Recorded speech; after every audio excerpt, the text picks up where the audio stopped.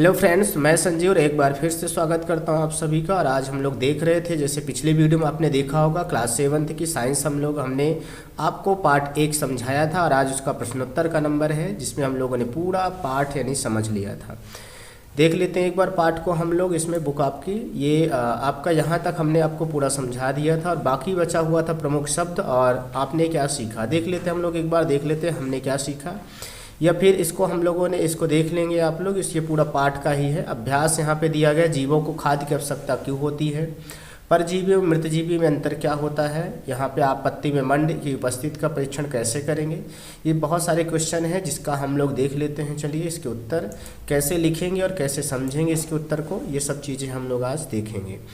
देखिए यहाँ पे दिया गया है, जीवों को खाद्य की आवश्यकता क्यों होती है। भाई जीव हो चाहे जीवों में हम लोग भी आते हैं, तो हम लोगों को भोजन की आवश्यकता क्यों होती है भाई, तो इसको हम लोग देखते हैं। सभी जीवों को जीवित रहने के लिए भोजन की आवश्यकता होती है। आपको भी पता है कि जीवित रहने के लिए भोजन बहुत ज़रूरी होता है। यह उन्हें विभिन्न गतिविधियों यानी कि अलग अलग काम करने के लिए ऊर्जा देता है। सभी गतिविधियों जैसे घूमने के लिए, खेल कूद, अध्ययन करना, चलना, दौड़ना आदि को ऊर्जा की आवश्यकता होती है। बिल्कुल, अगर ऊर्जा नहीं होगी तो सब काम हम नहीं कर पाएंगे। हमारे भोजन में मौजूद घटक जैसे कार्बोहाइड्रेट होता है, प्रोटीन होता है, वसा होता है, विटामिन और खनिज हमारे शरीर को ऊर्जा प्रदान करते हैं। यह हमारे शरीर के विकास के लिए भी महत्वपूर्ण है। अगर हमारे भोज्य पदार्थों में ये सब चीज़ें की कमी रहेगी तो हमारा शरीर पूरी तरह से ग्रोथ नहीं कर पाता, विकास नहीं कर पाता है। तो हमारे शरीर के विकास के लिए बहुत महत्वपूर्ण घटक होते हैं। ठीक है, तो इसलिए हमें खाद्य की आवश्यकता होती है। आपने देखा, इसको हम नोट डाउन कर लेंगे स्क्रीनशॉट लेकर के और इसको आप याद कर लेंगे। अच्छा, परजीवी और मृतजीवी में हमने आपको अंतर बताया था, हम लोगों ने इसके बारे में पढ़ा था, तो हम लोग अच्छे से यहाँ पे समझ पाएंगे। देखिए, परजीवी क्या होते हैं, वह जीव जो किसी अन्य जीव के शरीर पर बढ़ता है, किसी दूसरे की जीव शरीर पर बढ़ता है और उसे पोषक तत्वों को प्राप्त करता है, उसी से पोषक तत्व भी लेता है, उसी से बनाया गया, उसके द्वारा यानी कि जिसके ऊपर रहेगा उसके द्वारा बनाए गए भोजन को ये प्राप्त करता है। ठीक है, परजीवी के रूप में जाना जैसे परजीवी के उदाहरण हम लोग अमरबेल देखे थे। अमरबेल क्या होता है कि किसी भी पेड़ में उसमें लपट जाता है और उसी की से भोजन प्राप्त करता है। ठीक है, ये परजीवी होता है, पूर्णतः परजीवी। अच्छा, मृतजीवी क्या होते हैं, जो जीव मृत या क्षयकारी कार्बनिक पदार्थों जैसे पोषक तत्व प्राप्त करता है। मृत सड़ी गली चीज़ों से, खरपतवार से जो होते हैं, भोज्य पदार्थ सड़े गले हो गए, इनसे जो प्राप्त करते हैं उन्हें मृतजीवी कहा जाता है। मृतजीवी के उदाहरण जैसे कवक और कुछ बैक्टीरिया है। कवक है, फंगी जिसे आप जो कहते हैं, बहुत ज़्यादा वो आता है, कुछ बैक्टीरिया भी होती हैं, इसी के अंतर्गत आते हैं। ठीक है, ये हम लोग बहुत ईजी है, ये कोई नया नहीं है, ये हम लोग सब लोगों ने देखा था। अच्छा, तीसरा क्वेश्चन, आप पत्ती में मंड की उपस्थिति, मंड यानी स्टार्च, हमने बताया था, आलू का उदाहरण हमने लिया था। आलू में आप लोग अगर काटेंगे तो उसमें कुछ समय के लिए अगर रख देते हैं तो उसमें काले पदार्थ की यानी काले तरह की कुछ परत जम जाती है जो कि भुरभुरी टाइप की होती है, वही मंड या स्टार्च होता है। चलिए यहाँ पे देखते हैं परीक्षण कैसे करेंगे हम लोग। इसको कैसे जानेंगे कि किसी की पत्ती में मंड है। पत्ती में देखेंगे, एक जैसे दो स्वस्थ हरे पौधों को ले लेते हैं, एक पौधों को लो और उसे अंधेरे कमरे में रखें, अंधेरे कमरे में रख दीजिए ताकि उसका सारा स्टार्च निकल जाए। अंधेरे कमरे में रखने से उसका सारा स्टार्च निकल जाता है। दूसरे पौधों को धूप में रखें। अभी प्रत्येक पौधे से एक पत्ता लें, दोनों से एक एक पत्ता, एक जो अंधेरे में रखा हुआ है और एक सूर्य के प्रकाश में जो रखा हुआ है, उन पर आयोडीन की घोल की कुछ बूंदें डालें। आयोडीन की घोल की कुछ बूंदें डालते हैं। अंधेरे वाले कमरे में रखे पत्तों के पत्ते कोई नीला काला रंग नहीं दिखेगा, कोई नीला या काला रंग नहीं दिखता है। यह स्टार्च की अनुपस्थिति को इंगित करता है। अगर स्टार्च होता तो काला या नीला पड़ जाता। अच्छा, नीला काला रंग सूरज की रोशनी में रखे गए पौधों की पत्तियों पर देखा जाएगा, यह स्टार्च की उपस्थिति को इंगित करता है। तो यहाँ पे आप बिल्कुल आसानी से परीक्षण कर सकते हैं कि किसमें स्टार्च है और किसमें स्टार्च नहीं है। ठीक है, अच्छा, अगला दिया, हरे पादपों को खाद्य संश्लेषण प्रक्रम का संक्षिप्त वर्णन कीजिए। यानी कि हरे पादप जो होते हैं वो अपना भोजन कैसे बनाते हैं, ये पूरी प्रक्रिया जो हम लोगों ने पढ़ा था पाठ के अंदर, वो पूरा यहाँ पे बता रहा कि अपनी भाषा में बताइए। तो आप अपनी भाषा में, अपनी लैंग्वेज में भी समझ करके बता सकते हैं इसको। ठीक है, जैसे हम लोग देखते हैं इसमें दिया गया है, प्रकाश संश्लेषण को उस प्रक्रिया के रूप में परिभाषित किया जाता है जिसमें क्लोरोफिल युक्त पादप कोशिका सूरज की रोशनी की उपस्थिति में कार्बन डाइऑक्साइड और पानी का उपयोग करके, देखिए कौन कौन होता है, क्लोरोफिल सूरज के प्रकाश, सूर्य का प्रकाश होता है, कार्बन डाइऑक्साइड होता है, यहाँ पे आपका यहाँ पे हम लोग देख लेते हैं, ये कार्बन डाइऑक्साइड, पानी की ज़रूरत पड़ेगी, क्लोरोफिल की ज़रूरत पड़ेगी और सूर्य का प्रकाश यानी सूर्य की रोशनी की ज़रूरत पड़ेगी। यहाँ पे ये 4 चीज़ें होना ज़रूरी है।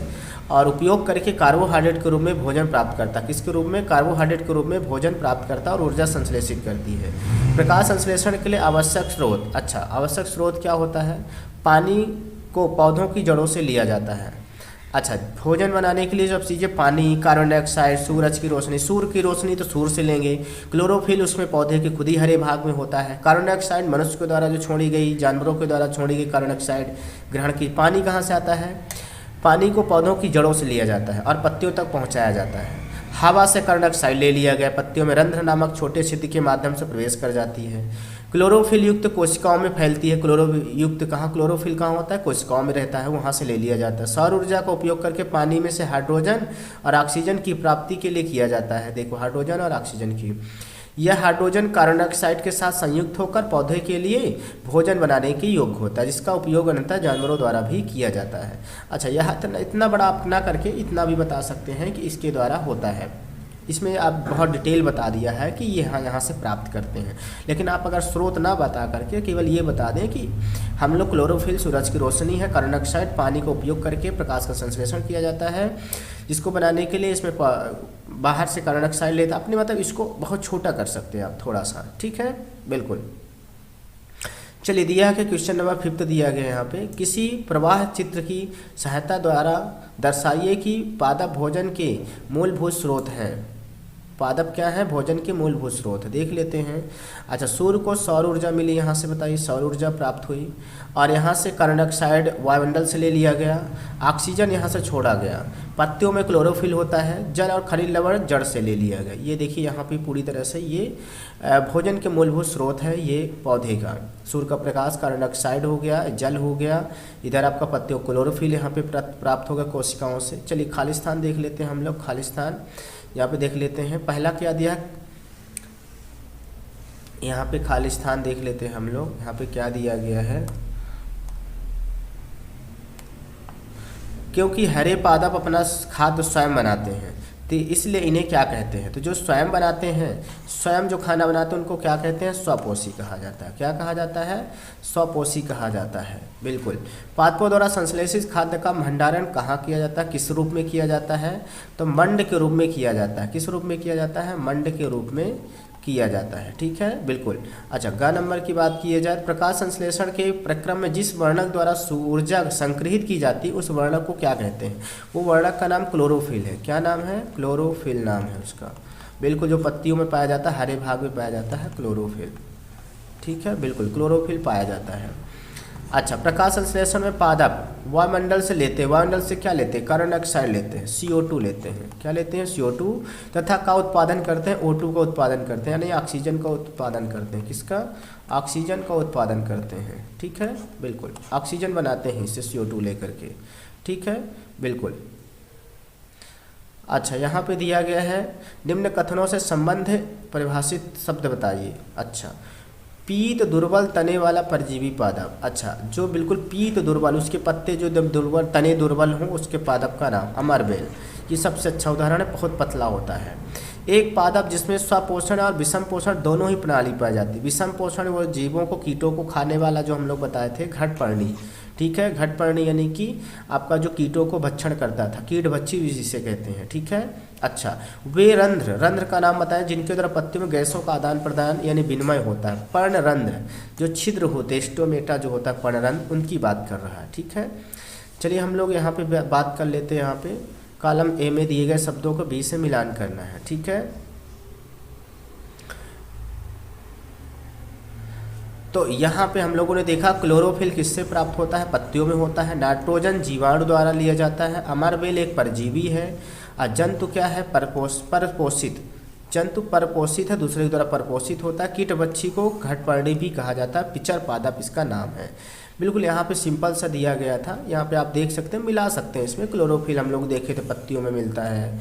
नाइट्रोजन आपका यहाँ पे जीवाणु हो गया था, जीवाणु से होता था। अमरबेल आपका हो गया परजीवी हो गया था आपका यहाँ पे, जंतु आपका परसोती होते हैं, कीट बच्चे आपका घटपर्णी होता था, पिचर पादप, ये सब चीज़ें यहाँ से हम लोगों ने देख लिया है।